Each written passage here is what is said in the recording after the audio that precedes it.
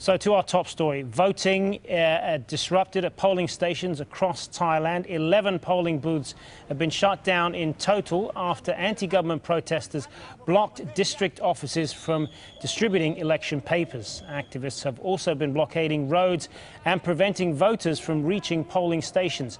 Prime Minister Yingluck Shinawatra was one of the first to cast her ballot. She's hoping the election will reaffirm the mandate she won convincingly in 2011. Protesters accuse her and her government of corruption and want to see them step down. The protesters are blocking the entrance so the officials can't get in. The police who are meant to escort the officials to the polling stations also can't get in. Wayne Hay is in Dindang at a polling station that's been disrupted by protesters. Wayne, what's the latest there?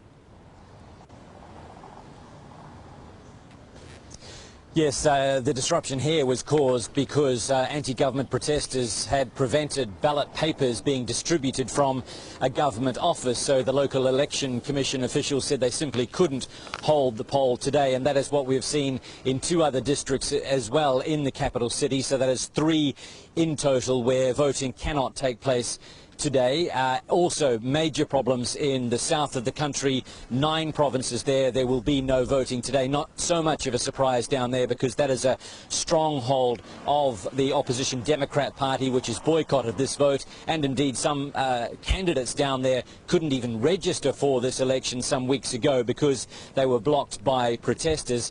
Not hearing reports of too many problems further north and in the northeast. Those areas very popular, very strongly support the government and the ruling Pheu Thai party of the Prime Minister Yingluck Shinawatra. All right, Wayne Hay reporting to us there from Bangkok, where voting has been disrupted in that area of the city. Now, Sunday's vote is the first general election in Thailand in 3 years and was called after months of protests. There are 49 million eligible voters who can cast ballots for the 500-seat House of Representatives.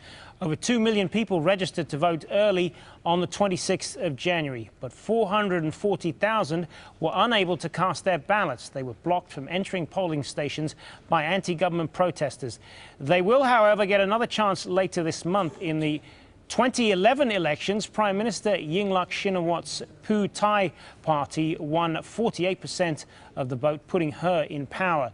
The opposition Democrat Party, which dominates the capital, took 35%. The turnout was 75%.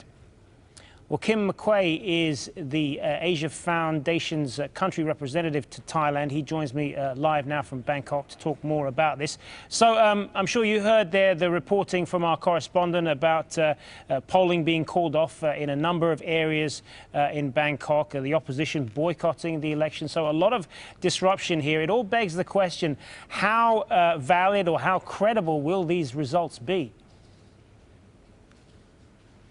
Well, I think the reports from your correspondent just now were consistent with what we're hearing, not only here in Bangkok from our own observation, but in other parts of the country. And I think for an election that was already surrounded by a great deal of controversy related both to the protests as well as to some of the technical irregularities that were sort of foretold, I imagine that this election is going to still be very controversial tomorrow as well, too, when all is done.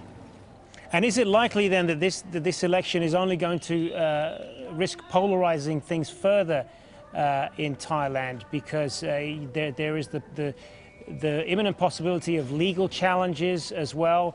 The opposition supporters, they say they will continue with their protests demanding that the government resign. I mean, where is all of this going to end?